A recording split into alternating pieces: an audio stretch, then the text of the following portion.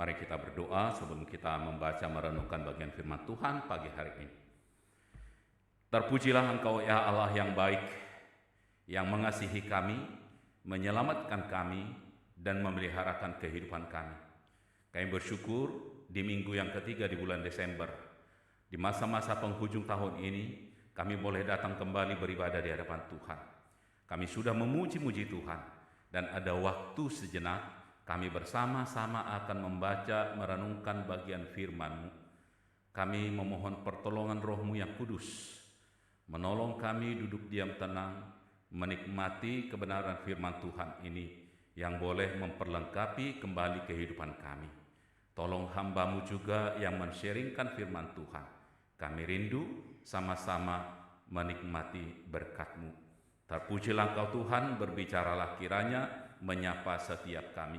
Di dalam nama Yesus kami bersyukur dan berdoa. Amin. Selamat pagi Bapak Ibu Saudara yang kekasih. Apa kabar saudara? Baik ya, luar biasa tentunya anugerah Tuhan. Saudara, perjalanan hidup sepanjang tahun ini khususnya kita boleh lalui, dan kita hari ini tiba di minggu yang ketiga ya. Kita bersyukur untuk anugerah Tuhan yang menopang dan memberkati kita. Baik saudara, kita membaca satu bagian firman Tuhan yang diambil dari Yesaya pasal yang ke-9. Ya, Yesaya yang ke-9 ayat yang pertama hingga ayat yang ke-7. Ya, ada berbagai model penulisan itu ya. Ada yang membatasinya sampai ayat yang ke-6, ada yang membatasinya sampai ayat yang ke-7. Kalau di elektronik, ayat yang pertama itu masuk dari pasal 8 ayat 23. Ya. Jadi saya menggunakan versi yang mulai dari kata bangsa yang berjalan di dalam kegelapan. Ya. Sampai di ayat yang ke-6 nanti itu Tuhan semesta alam akan melakukan hal ini. Oke. Kita membaca, saya membacakan ayat yang pertama, lalu saudara ayat yang kedua, demikian silih berganti. Bangsa yang berjalan di dalam kegelapan telah melihat terang yang besar, mereka yang diam di negeri kekelaman atasnya terang telah bersinar.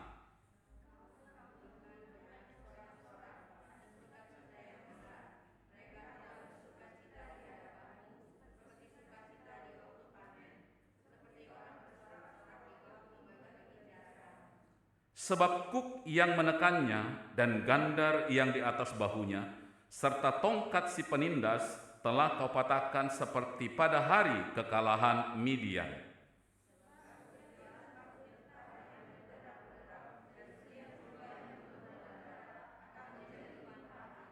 Sebab seorang anak telah lahir untuk kita, seorang putra telah diberikan untuk kita, lambang pemerintahan ada di atas bahunya, dan namanya disebutkan orang penasehat ajaib, Allah yang perkasa, Bapa yang kekal, Raja damai.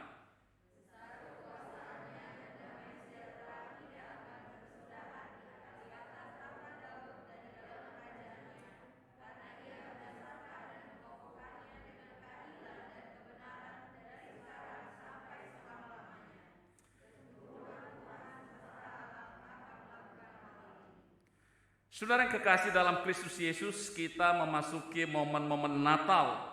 Dan kalau kita mencoba menelisik kembali atau menelusuri kembali perjalanan kehidupan kita, bahwa hampir selama 3 tahun di dalam masa pandemi, bahwa nanti tahun depan di awal tahun atau bulan Maret kita akan menjalani 3 tahun masa pandemi, banyak berdampak di dalam kehidupan manusia. Baik dampak yang negatif, juga dampak positif. Loh, kok ada dampak positif? Nanti kita lihat juga. Dampak negatifnya dalam hal ekonomi, katakanlah tidak sedikit karyawan yang kemudian di PHK, kehilangan pekerjaan. Juga tidak sedikit pengusaha yang kemudian gulung tikar alias bangkrut. Namun di sisi lain saudaraku, tidak sedikit muncul orang kaya baru, pengusaha baru, yang mendapatkan keuntungan dari COVID.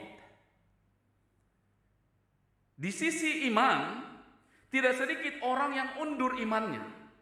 Kenapa mundur? Karena mereka mempertanyakan keberadaan Allah, kemahakuasaan Tuhan. Kenapa situasi ini terus? Bukankah sudah ada orang menengking COVID supaya segera pergi? Kok nggak pergi-pergi? Hampir 3 tahun. Tetapi di sisi lain, ada juga orang yang kemudian justru semakin teguh imannya. Kenapa? Karena tiba-tiba dia menjadi pribadi yang sangat diberkati Tuhan. Dia menjadi pengusaha baru, orang kaya baru, dia sangat bersyukur. Dia berkata, oh Tuhan terima kasih situasi ini ternyata menjadi berkat bagiku. Imannya semakin kuat. Tetapi bisa juga iman itu semakin bertumbuh karena takut mati karena COVID. Jadi baik-baiklah. Mumpung masih ada kesempatan nanti kalau kena COVID mati, ya sudah. Jadi justru COVID itu meneguhkan imannya. Tetapi saudara, dari semua dampak negatif dan positif itu mungkin boleh kita simpulkan bahwa dampak negatif jauh memang lebih berdampak luas. Karena munculnya orang-orang yang semakin banyak pengangguran, bertambahnya penduduk miskin, bertambahnya negara dengan kategori menjadi negara miskin. Dan sehubungan dengan itu, kejahatan pun semakin meningkat di tengah-tengah kehidupan masyarakat. Jelas saudara, saat ini kita sedang hidup di dalam dunia yang sudah letih lesu. Dan keletih lesuan itu tergambar di dalam raut wajah orang-orang di sekitar kehidupan kita. Ada banyak orang yang saat ini sedang diselimuti keputusasaan yang suram. Tetapi saudaraku, di tengah-tengah situasi yang demikian, adakah pengharapan? Seruan Yesaya bahwa seorang anak telah diberikan untuk kita, seorang anak telah dilahirkan untuk kita, dan seorang putra telah diberikan, memberikan sukacita, menggelorakan kembali semangat untuk kita bisa bertahan. Untuk kita bukan hanya sekedar bertahan, tetapi terus berjuang. Terlebih, tidak lama lagi kita akan memasuki tahun baru. Jikalau Tuhan tentunya memberi kita umur yang panjang. Itu adalah anugerah Tuhan. Karena itu saudaraku yang kekasih, dengan tema Allah beserta kita memberi damai, apa yang dapat kita pelajari? Sengaja kita melihat 2 hal. Yang pertama saudaraku, bahwa ternyata Allah selalu peduli terhadap kesengsaraan umatnya. Ayat yang pertama dikatakan demikian. Bangsa yang berjalan di dalam kegelapan telah melihat terang yang besar. Mereka yang diam di negeri kekelaman, atasnya terang telah bersinar. Konteks yang dibicarakan oleh Yesaya pada masa itu adalah tentang kehidupan umat Tuhan atau orang Israel yang memang sedang menghadapi penghukuman dari Tuhan atas ketidaksetiaan mereka. Tuhan memakai bangsa Asyur untuk menyatakan penghukumannya kepada umatnya.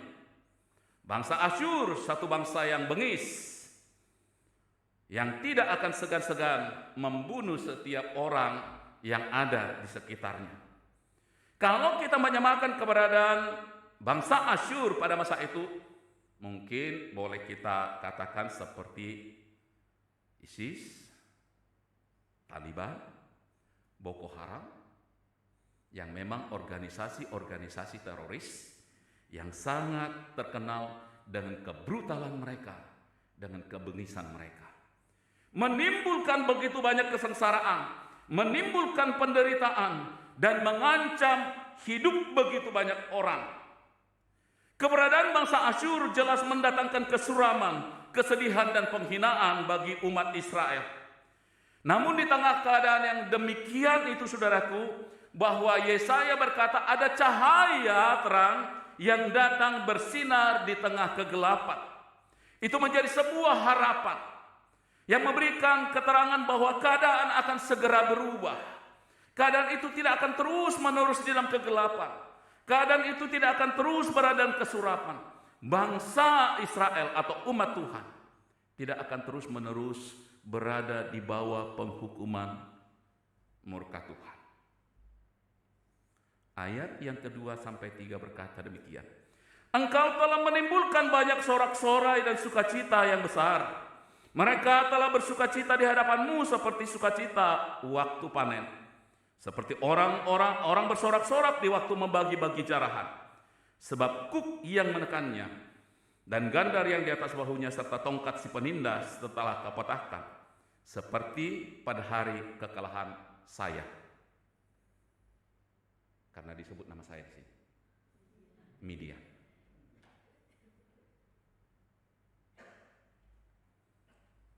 Saudara, Yesaya mengatakan bahwa keadaan itu akan berubah. Keadaan yang diliputi kesuraman dan keputusasaan itu diganti dengan damai sejahtera. Yesaya mengatakan dengan begitu puitis, kegelapan yang menggambarkan kesuraman, kesengsaraan, keputusasaan diganti dengan terang yang menggambarkan kemakmuran, kedamaian, dan sukacita. Saudara, jelas di tengah-tengah situasi kehidupan kita saat ini pun kita sedang berada di dalam masa-masa yang suram bagi begitu banyak orang. Kita sedang hidup di dalam kondisi yang letih lesu. Tetapi ketahuilah bahwa Tuhan adalah Tuhan yang selalu peduli dengan kesengsaraan umatnya. Jikalau Tuhan peduli dengan kesengsaraan umat Tuhan atau Israel, Tuhan juga peduli dengan kesengsaraan kehidupan saudara dan saya. Ia tidak pernah membiarkan kita sendirian. Yang kedua, Allah bukan hanya Allah yang sekedar peduli, tetapi Allah adalah Allah yang bertindak. Ia tidak hanya sekedar mengatakan, oh aku peduli, tetapi ia berbuat sesuatu. Dia memberikan solusi bagi kesuraman itu. Apa yang diberikan? Jawabannya sederhana. Seorang anak. Loh, kok solusi bagi masalah hidup kok cuma seorang anak? Masalahnya anak itu bukan anak biasa, tetapi anak yang memang luar biasa. Dikatakan di dalam ayat yang kelima dan ayat yang keenam, seorang anak telah lahir untuk kita, seorang putra telah diberikan untuk kita. Saudara, keadaan suram, putus asa, tanpa pengharapan ternyata tidak hanya dialami oleh orang Israel, tetapi seluruh umat manusia sampai saat ini. Kenapa? Dosa tentu menjadi asal. Dosa menjadi bencana dan tragedi terbesar yang menimbulkan penderitaan di dalam hidup umat manusia, bahkan penderitaan itu sampai kepada kekekalan. Maka untuk menyelesaikan masalah kesuraman itu, masalah penderitaan itu, Allah datang membawa damai. Harapan itu hanya ada di dalam Tuhan. Karena itu sekali lagi ayat yang kelima dikatakan seorang anak telah lahir untuk kita, seorang putra telah diberikan untuk kita. Lambang pemerintahan ada di atas bahunya. Dan namanya disebutkan orang penasehat ajaib. Allah yang kekal, Allah yang perkasa, Bapa yang kekal, Raja damai. Besar kekuasaannya. Dan damai sejahtera tidak akan berkesudahan di atas tahta Daud dan di dalam kerajaannya. Karena ia mendasarkan dan mengokohnya dengan keadilan dan kebenaran dari sekarang sampai selama-lamanya. Kecemburuan Tuhan, semesta alam akan melakukan hal ini. Saudaraku, jikalau di dalam ayat yang pertama hingga ayat yang ketiga, kita melihat bahwa konteks dekat daripada tulisan Yesaya adalah berkaitan dengan orang Israel. Namun di dalam ayat yang kelima sampai ayat yang keenam, memperlihatkan kepada kita konteks jauh dan general atau universal dari tulisan tulisan Yesaya. Bahwa apa yang dikatakan oleh Yesaya adalah diperuntukkan bagi seluruh umat manusia yang sedang mengalami penderitaan, yang mengalami kesuraman hidup oleh karena dosa. Kenapa? Bahwa anak itu menjadi satu-satunya solusi yang diberikan oleh Allah. Karena melalui anak itu dapat membawa terang di mana ada kegelapan. Melalui anak itu satu-satunya yang dapat memberikan sukacita di mana ada kesedihan. Melalui anak itu satu-satunya yang dapat memberikan kemenangan di mana ada kekalahan. Dan anak itu satu-satunya yang dapat memberikan pengharapan di mana ada keputusasaan. Hanya anak itu yang dapat memberikan solusi yang terbaik. Kenapa? Kita melihat dari beberapa aspek, saudara. Dikatakan bahwa ketika anak yang dilahirkan itu, seorang anak telah dilahirkan, seorang putra telah diberikan. Saudaraku, jelas memperlihatkan dua sifat dari anak tersebut.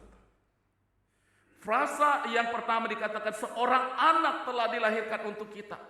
Jelas memperlihatkan kepada kita bahwa anak itu juga adalah manusia. Dia dilahirkan ke dalam dunia. Dia mengalami penderitaan.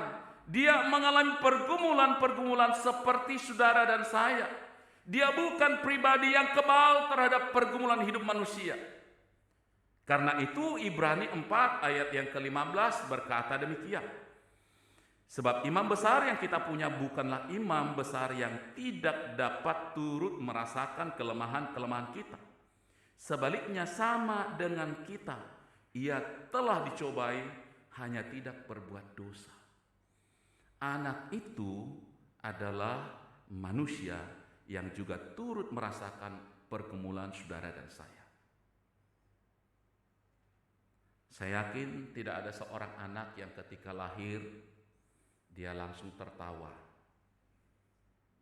Nggak ada. Kalau anak itu lahir tertawa, saya yakin emaknya akan semaput.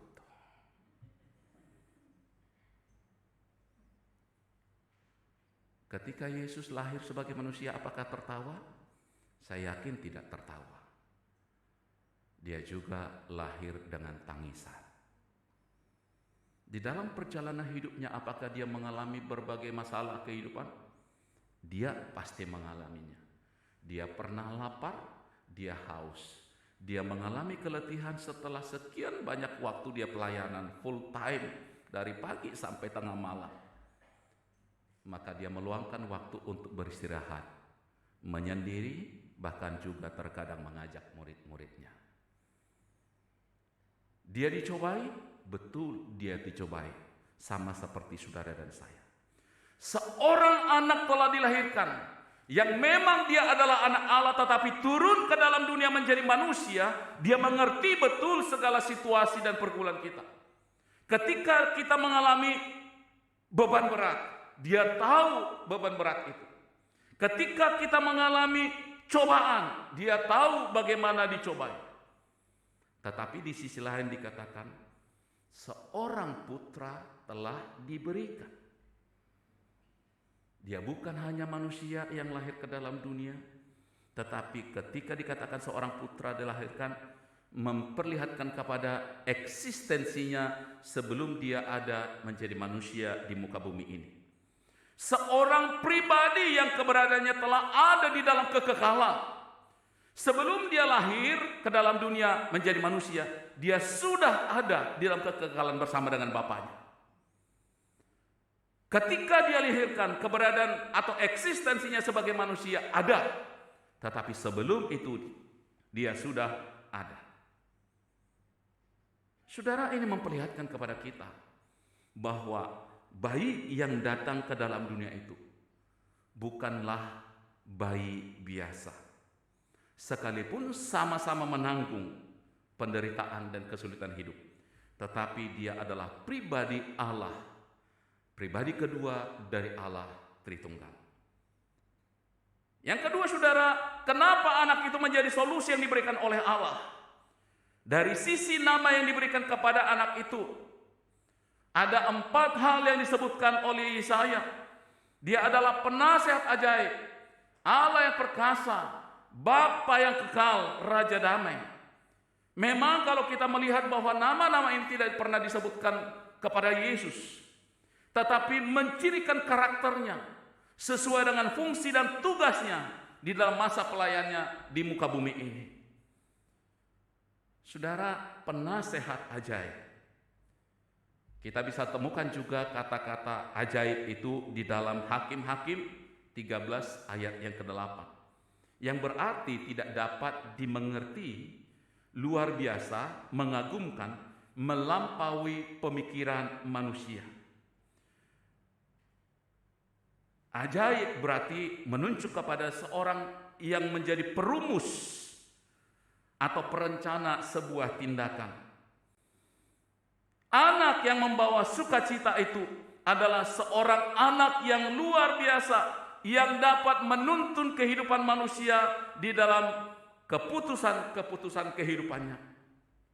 Saudara, ketika kita datang kepada seorang penasehat, katakanlah itu kepada seorang hamba Tuhan, atau kepada seorang konselor, psikolog, atau bahkan psikiater, kita harus menjelaskan kondisi hidup kita. Kita menceritakan apa masalah kita menceritakan apa perasaan kita. Dan mereka punya jam. Kita tidak bisa setiap hari datang kepada mereka, karena ada begitu banyak aktivitas kehidupan yang harus mereka jalani. Dan orang-orang itu tidak selalu available buat saudara dan saya. Tetapi Yesus yang adalah penasehat ajaib itu, ketika saudara dan saya datang kepadanya, ia tidak pernah berkata tarifnya sekian per jam. Dia juga tidak pernah berkata, oh jam sekian kamu boleh datang. Kamu mesti WhatsApp dulu, kabarin jam berapa mau datang. Enggak. Kapanpun saudara dan saya datang kepadanya, dia selalu tersedia. Dia selalu available. Dia membuka hatinya, membuka tangannya. Bahkan kita tidak perlu mencurahkan atau menyampaikan pergumulan kita. Ia tahu. Hanya dengan berlutut, berlinang air mata di hadapannya, ia tahu apa yang sedang kita sampaikan kepadanya, bahkan tanpa kata-kata. Dan ia akan menuntun saudara dan saya menemukan solusi bagi setiap pergumulan kehidupan kita. Anak itu juga dikatakan adalah Allah yang perkasa. Jelas sekali lagi memperlihatkan kemutlakan keilahiannya. Ia bukan hanya sekedar manusia yang penuh dengan segala kelemahan, tetapi dia Allah yang sudah ada dalam kekekalan itu. Dia Allah yang maha kuasa, perkasa, kekuasaannya yang luar biasa. Tetapi juga dikatakan dia Bapa yang kekal. Saudara, kenapa Bapa yang kekal? Bukankah sudah ada Allah Bapa? Apakah Yesus sedang menyaingi keberadaan Allah Bapa? Atau jangan-jangan di Yesaya sedang salah menulis? Saudaraku, kalau kita melihat bahwa kebenaran firman Tuhan mengatakan di dalam Dia segala sesuatu diciptakan. Karena itu jelas bahwa Yesus adalah Bapa dari seluruh ciptaannya. Bapa dari seluruh umat manusia, Bapa dari seluruh umat yang percaya kepadanya. Dia tidak sedang menyaingi keberadaan Allah Bapa, tetapi dia adalah Bapa bagi seluruh orang-orang yang percaya kepadanya. Dan juga dikatakan, saudaraku, Raja Damai. Saudara, situasi hidup sangat tidak mudah. Kalau kita mendengar ada konflik di mana-mana. Belum baru-baru ini kita mendengar juga di daerah Banten bahwa perayaan Natal tidak boleh diselenggarakan di luar gereja. Ya, di luar gereja tidak boleh perayaan Natal. Di mall tidak boleh, di ruko tidak boleh, di rumah tidak boleh. Belum lagi kita melihat situasi di Cianjur, mereka sedang dalam kondisi yang membutuhkan. Ketika ada uluran tangan yang datang, mereka pun tidak siap atau tidak mau menerimanya. Mereka memilah-milah, bahkan mendiskreditkan atau mempersekusi orang-orang yang justru membantu dengan tulus hati. Situasi tidak baik-baik. Situasi sangat memprihatinkan. Kalau kita mendengar berita peperangan, juga sangat mengacaukan hati kita. Sedikit terpicu dengan konflik antara Rusia dan Ukraina, maka bisa jadi tercipta perang dunia ketiga. Sedikit saja. Kalau China intervensi, maka kemungkinan besar itu adalah penyulut perang dunia ketiga. Dan kita tahu, kalau itu terjadi, mungkin bisa jadi Tuhan memakai cara itu untuk menyelesaikan akhir kehidupan manusia di muka bumi. Bisa jadi.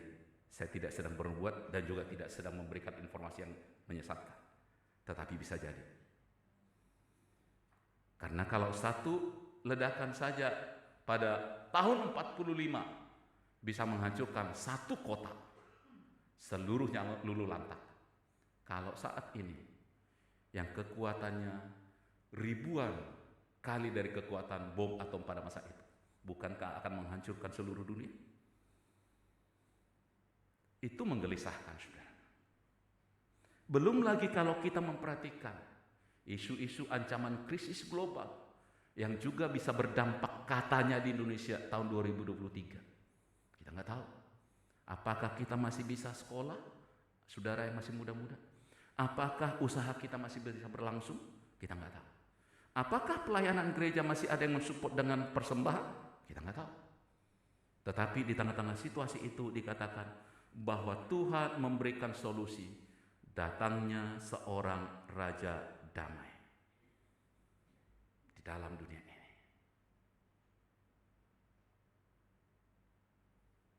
Karena itu saudaraku yang kekasih, Allah beserta dengan saudara dan saya. Ia memberikan damai. Ia tidak membawa saudara dan saya untuk berperang melawan musuh, tetapi justru membawa perdamaian yang memperdamaikan kita dengan dirinya yang sudah kita nista, yang memperdamaikan kita dengan orang-orang di sekitar kita, bahkan yang sudah memperdamaikan kita dengan diri kita sendiri, sehingga di tengah-tengah situasi yang penuh dengan damai itu kita boleh menikmati sukacita sekalipun kita hidup di tengah-tengah dunia yang sedang konflik. Permasalahannya adalah apakah kita mau datang kepada Dia? Dia sudah datang membawa damai.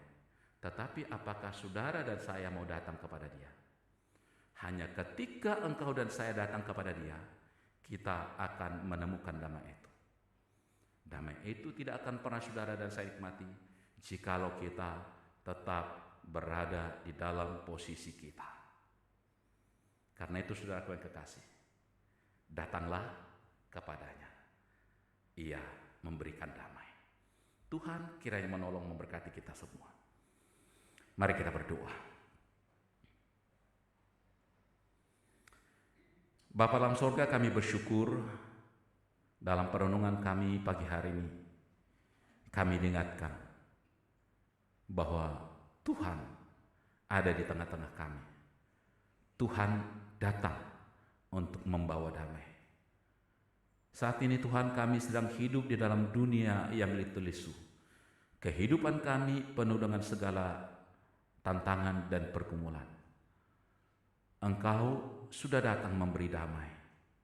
Tetapi biarlah hati kami mau terbuka, datang kepada Tuhan, menyambut damai yang Engkau berikan, sehingga kami semua juga boleh menikmati damai dan sukacita di dalam kehidupan kami. Ketika kami datang kepada Tuhan, tidak serta-merta bahwa seluruh masalah akan selesai, tetapi damai yang sejati yang daripada Tuhan akan menjadi bagian kehidupan kami, yang akan menolong kami juga boleh berjalan di dalam sukacita. Khususnya ketika kami akan mengakhiri tahun ini Tuhan, dan jikalau Tuhan akan mengizinkan kami memasuki tahun 2023 yang akan datang, kami memerlukan Engkau. Karena itu Tuhan, tolonglah kami untuk selalu bergantung hanya kepadamu. Terpujilah Engkau Bapa, di dalam nama Yesus Kristus. Kami bersyukur.